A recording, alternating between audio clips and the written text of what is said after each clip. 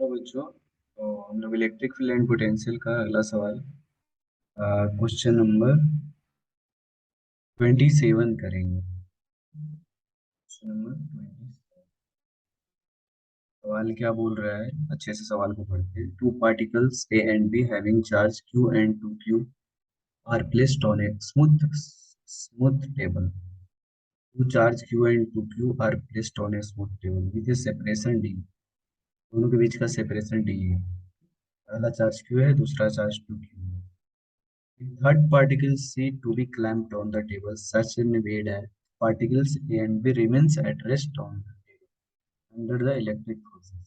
तीसरे चार्ज को हमको रखना है इस प्रकार से, तीसरे चार्ज क्यू को रखना है ताकि वो जो चार्ज टेबल पे रखा हुआ है फ्रिक्शनलेस टेबल पे के उन दोनों पे कोई फोर्स ना लगे। रिमेन्स अंडर रेस्ट, हमेशा रेस्ट में रहे, मतलब net force on both particles. Third particle is to be clamped on the table such that the particles A and B remains at rest on table. When it will remains on table, when net force on each particle A and B will be zero. What should be the charge? What should be the charge on C and where should be placed? Charge Q क्या होगा, सी particle पर क्या charge होगा और कहाँ पे उसको रखा जाएगा, where should be placed.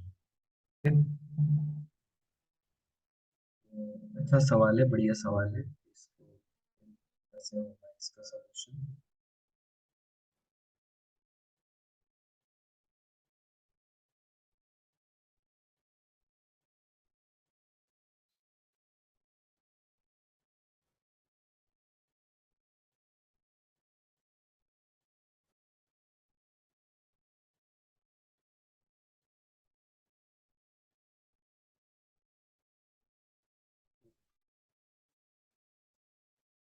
Sorry, so this is question number 27। है ना कि दो चार्ज ऑलरेडी दिया हुआ है ए एंड, वो charge particle A and B है। एक पे चार्ज क्यू है और दूसरे पे चार्ज क्यू है और दूसरे पे चार्ज।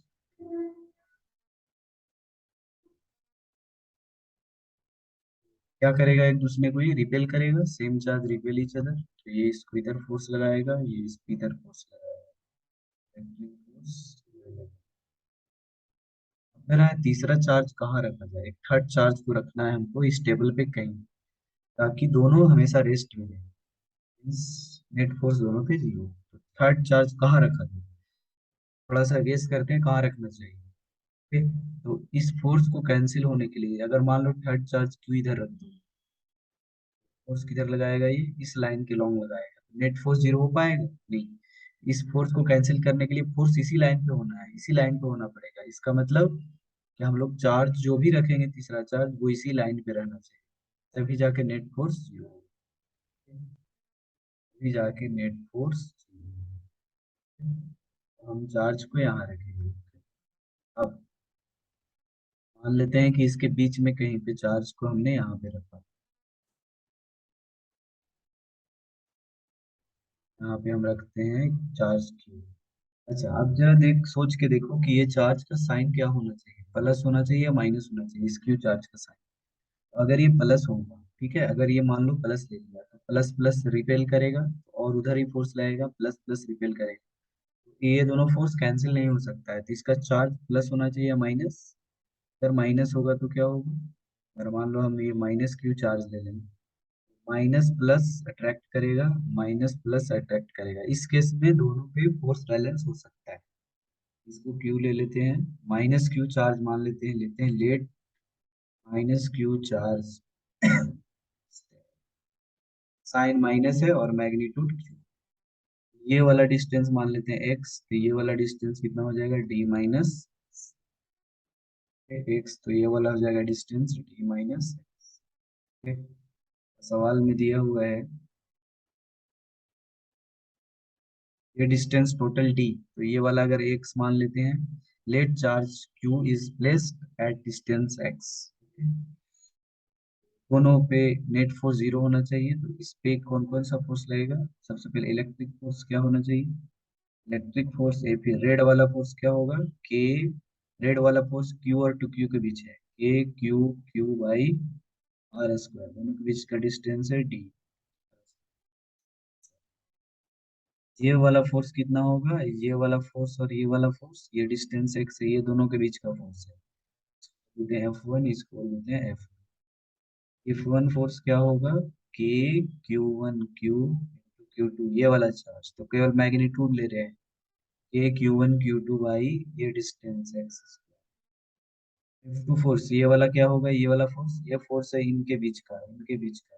के क्यू है टू क्यू, टू है प्लस क्यू, साइन माइनस है लेकिन हम प्लस ले रहे हैं, मैग्नीट्यूड केवल फोर्स का निकाल रहे हैं, के Q one Q two by r square D minus six.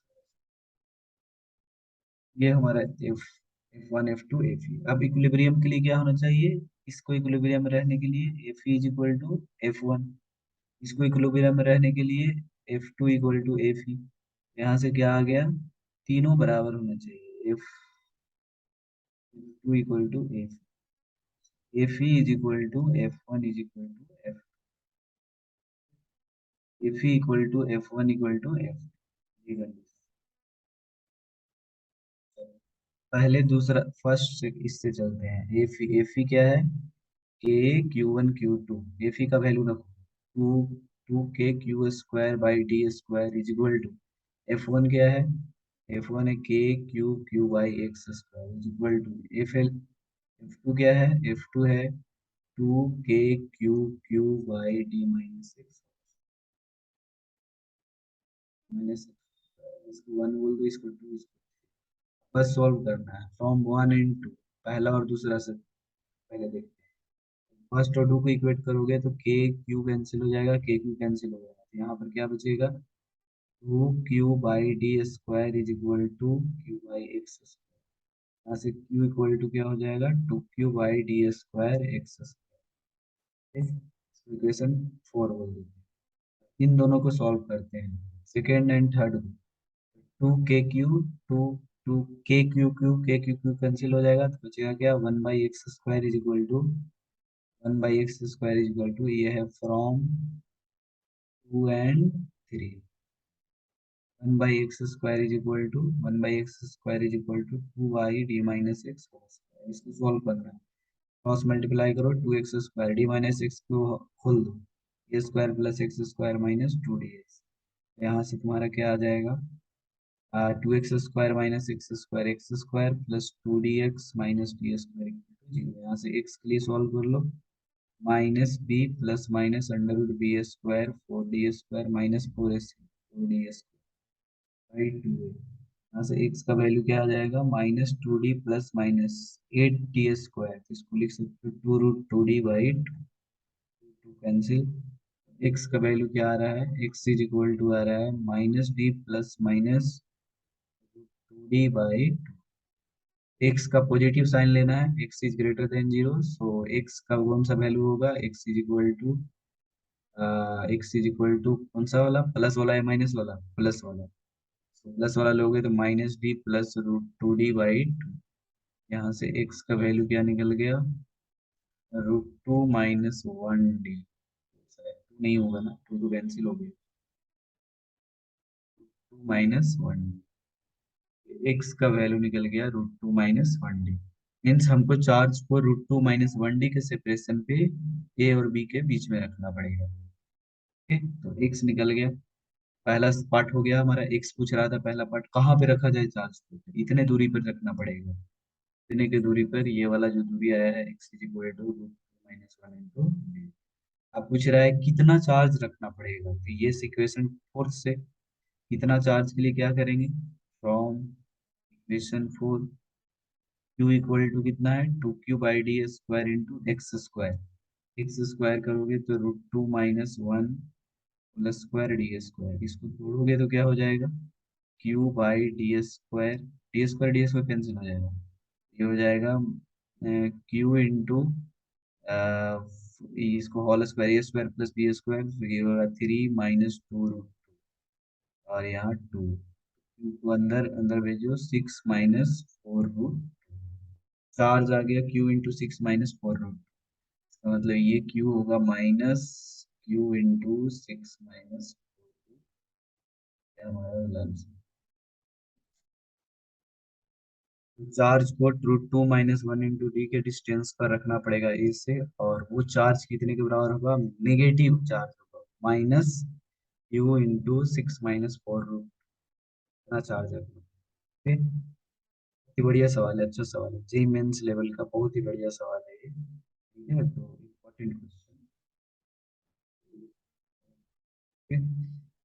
आशा करता हूँ आपको सॉल्यूशन समझ में आया होगा। अगर कहीं पे सॉल्यूशन में आपको दिक्कत हो रही है तो कमेंट सेक्शन में आप कमेंट जरूर करिए। ठीक, अगर आपको वीडियो अच्छा लग रहा हो तो चैनल को सब्सक्राइब करो, और जो आपके दोस्त अगर जेई या एपीएमटी का मेडिकल का तैयारी कर रहे हो तो उनको भी ये वीडियो आप शेयर करो, ठीक, ताकि उनको भी फायदा करे। ठीक, thank you for watching video.